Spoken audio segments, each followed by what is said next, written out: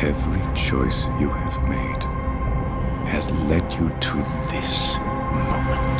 My whole life as a Star Wars fan, there's been two faces of this franchise. The face everyone sees is a live-action one of movies that become cultural events, one of well-acted TV shows that push the franchise's limits, one that's taken seriously because even though it can be pretty goofy, at least it has real actors in front of a camera. But then there's the face that's overlooked, the animated one of cartoons that used to come on before Ben 10, one of goofy little adventures between the movies made to sell toys, one a lot of fans ignore and rarely give a chance. Rebels, The Clone Wars, Bad Batch, Visions, Maul Shadow Lord. I'm not going to act like these shows' praises go unsung. Any discussion about this franchise you see online, you'll never see them not brought up, and they remain honored by Lucasfilm, with at least one new season of something every year. But to the vast majority of people who experience Star Wars and don't spend every waking second thinking about it, these stories might as well not even exist. In 2025, only 16.8% of Star Wars viewing on Disney Plus went to the animation, even with the Clone Wars and Rebels holding these immortal legacies and characters from all over this medium having their journeys continued in the live-action stories. Less than a fifth of Star Wars viewers even go to this franchise's other face, because cartoons are for kids, right? Well, this franchise's other face is its true face. One that lets creatives craft the bravest stories, one with beautiful expression that visually transcends anything you'll see in the movies, one with characters whose journeys happen between these galaxy-shattering events, but are profoundly meaningful and eerily human, despite having horns, head tails, or the same DNA as a million other dudes. This Star Wars, the animated Star Wars, is the best Star Wars, and here's why.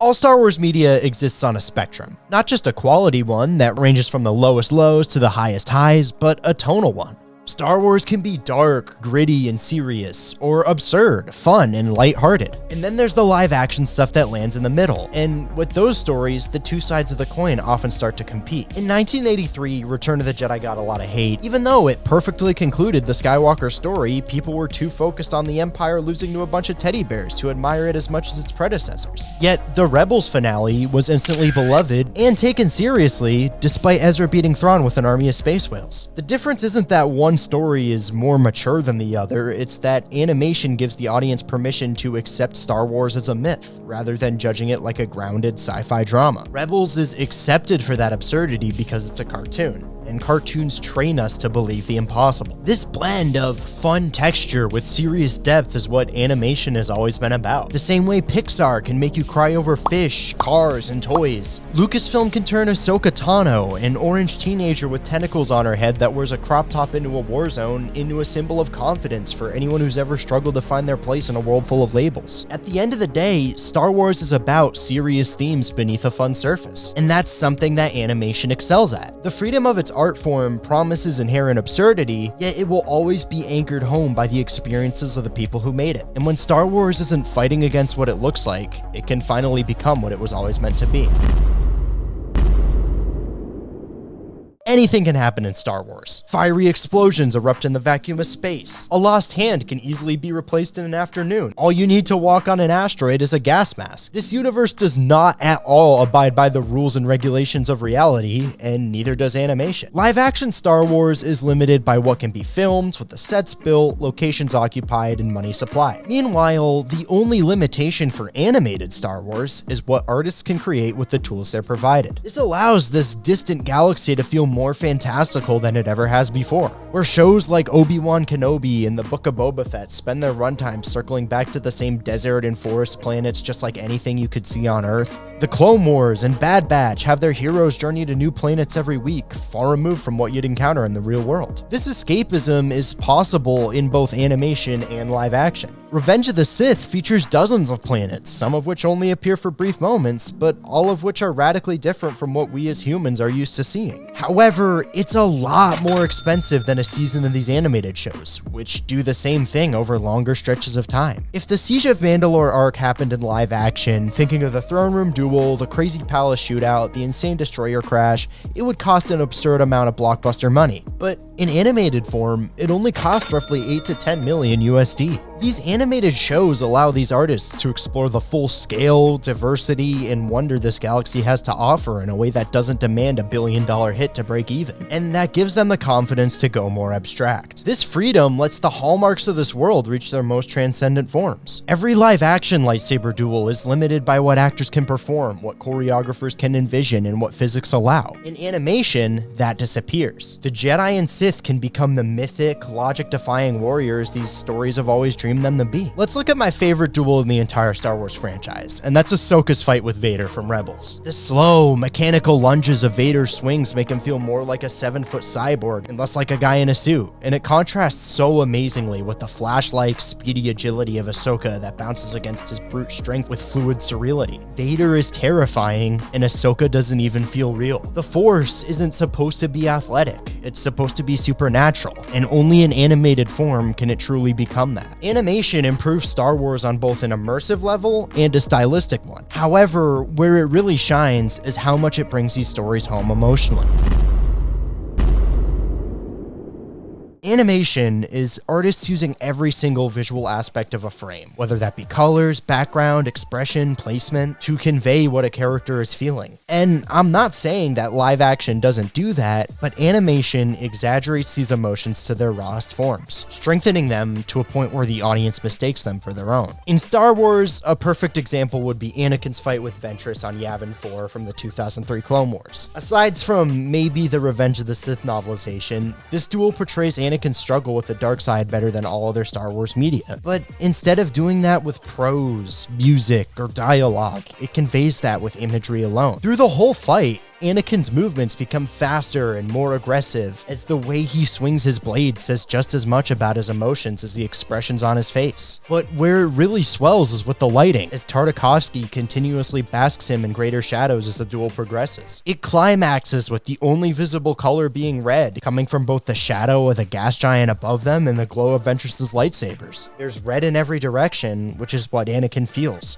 Uninterrupted, all-consuming rage. Ventress challenges him so she can ascend through the ranks of darkness, but the irony of it is that Anakin comes closer to that aspiration than she does. And the cherry on top? All this happens on a Sith temple, with the sudden downpour symbolizing the newfound storm in Anakin's heart. As I established earlier, a duel like this would be unfilmable in live action, as no two stunt people can move the same way Anakin and Ventress do here. But even if they could, this fight would not hit the same. You can simply make everything darker in animation, just as easily as you can make everything red. The story on canvas only exists because of your imagination, so you decide how it looks. And it's in that expressive, freeing form that artists can truly calibrate that to their utmost desires. There are moments when the dialogue drops out, and these characters are the animators. And the talent and hard work they put on display is what makes the emotions come to life for the audience. However, that's only half the experience, as the voice actors of animated Star Wars bring these characters to a whole other level. There's always been this misconception floating around that voice acting is a lesser art than screen acting. And that's mainly because VAs can have their scripts in front of them, they can show up to work in their pajamas, and they don't have to facially express their character's feelings the same way a screen actor would. However, since they're limited to just one part of their being, they have to put everything into that part and make it feel authentic without the aid of their physical gesture. That's how you get a legend like Sam Witwer death growling in a vocal booth between his cranked up to 11 Shakespearean monologues. Or a wizard like D. Bradley Baker emphasizing each unique aspect of his vocal range to give every single clone a distinct personality. Admit it. You're lost.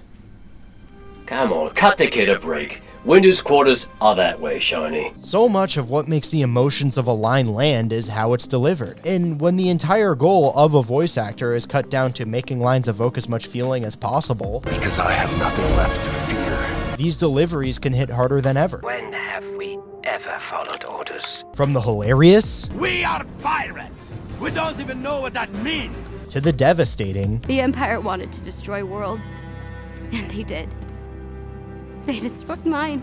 voice actors make these stories real. Since these sagas are chronicled in a multi-season TV form, these journeys connect you to these characters more than a live-action film or 8-episode miniseries ever could. You get those quiet, more personal moments with these heroes between the sweeping battles, and that makes them feel less like characters in a story and more like people you know. For example, you don't mourn the loss of Kanan Jarrus because of how cool it was when he beat the Grand Inquisitor. It's because you grew to care for him as a compassionate father figure that found strength through accepting his vulnerability.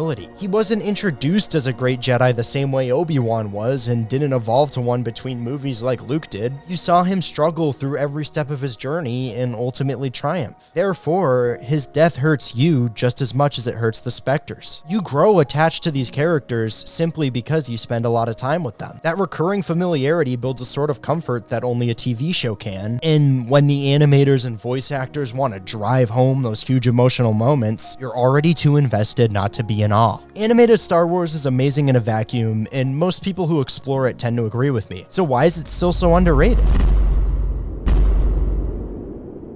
I'm not going to act like every last one of these shows is perfect. Resistance can be pretty rough at times, Droids and Ewoks feel super dated, and then there's the occasional stinker Clone Wars arc. But out of every medium Star Wars has explored, animation gives it the easiest time being itself. Really, these shows can do anything. A standalone story like Rebels could be someone's introduction to this franchise. The Tales shows can tell character-focused anthology stories that excite lifelong fans, and something like Visions, along with the Ninth Jedi that I'm super stoked to see, can transcend continuity and use the aesthetics of this brand to tell the most insane stories. It can work for any age group too. Something that really frustrates me in any conversation surrounding these shows is this notion that, regardless of their quality, they're still supplemental to the live action content. I remember when Ahsoka was coming out, because it was live action and marketed as a Mandalorian spinoff, a lot of casual viewers jumped into it without seeing a single minute of Clone Wars or Rebels, as they just wanted to watch the new thing without having to watch 11 seasons of homework.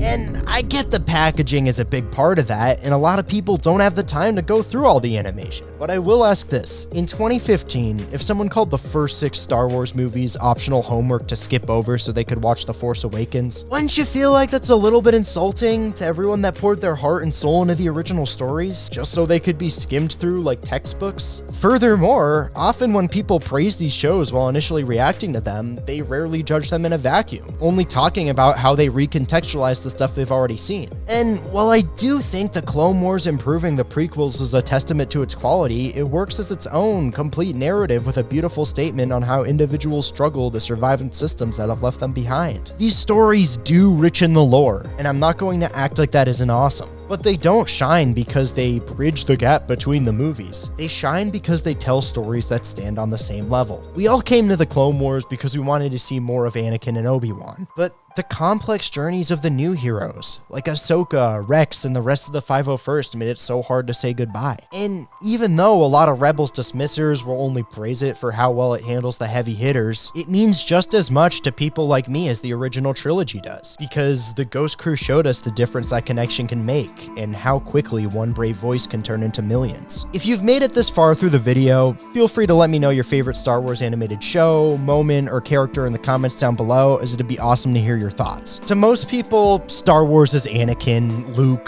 Yoda, Leia, and cinematic events. But to me, Star Wars is Ezra, Ahsoka, Sabine, Kanan, the clones, and sweeping animated epics. Because even though the world first knew this galaxy for the live-action blockbuster that changed cinema forever, it was when it went to a smaller screen, through either a 2D canvas or 3D modeling software, that it became everything it was meant to be. Star Wars has always had two faces, and that underrated one, that only gets 16.8% of the views, is so much more than side stories. It's the real thing.